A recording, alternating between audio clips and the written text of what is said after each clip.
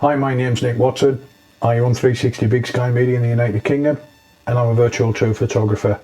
My tool of choice to create virtual tours is Theasys. So what I've decided to do is create 5-minute videos to show you how to use Theasys like a pro.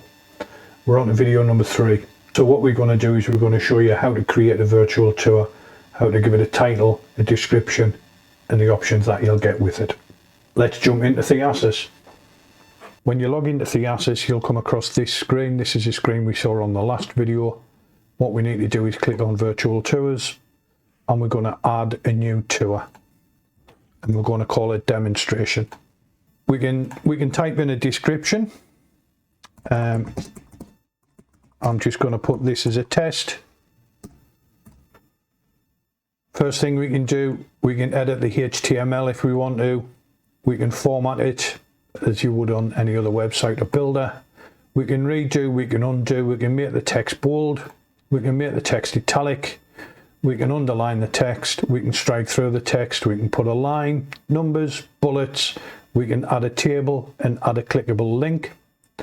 We can align the text, we can read it right to left or left to right, we can change the colour of the text, we can change the size of the text, we can add special characters.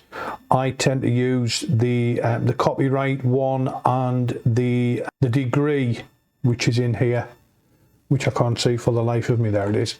I tend to use that one quite a bit. You can see we can just undo that, and then we can have fonts, and you can have wherever font you want in there. There are thousands of fonts that the guys have uploaded for you. All you would do is just press apply. The important thing to remember is you need to press save. When you're done, you'll get the little green box at the bottom telling you you've been successful. If you're on a free account, you won't have a cookies policy, but if you're on a paid account, you can have a cookie policy, and you can put your own in there or just use the default. And you can also view the SEO options for the tour itself. Do you want to rank it? Do you want to give it a title? Do you want to give it a description, or do you not want it indexing? Over on this side, you can put your Google Analytics tracking code in there. If the customer wants some analytic figures off you, you can put that in there.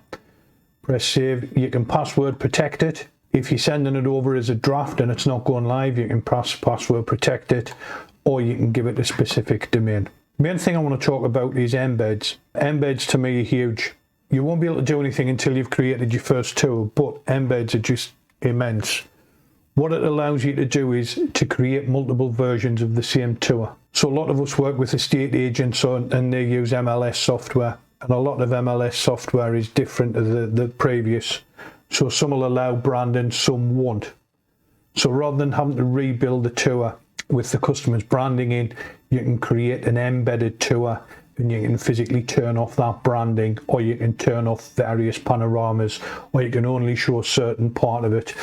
And what that means is that one tour can have 4 or 5 different uses. You may want one with video embedded, and the customer wants to show the client without video embedded. You can just create one tour instead of going in and redoing everything. And then the last box is this box here, which is where we upload our panoramas and build our virtual tour. So that's it. That's the virtual tour options page. That's everything that's in there. Everything you can do with it. You can see it's hugely customizable, as everything is in Theasys. Hope that was helpful. Come back for the next video, like and subscribe as usual. In the next video, what we're going to do is we're going to upload some panoramas, and we're going to get down to actually building a 360 virtual tour in Theasys. Thanks again, and see you in the next video.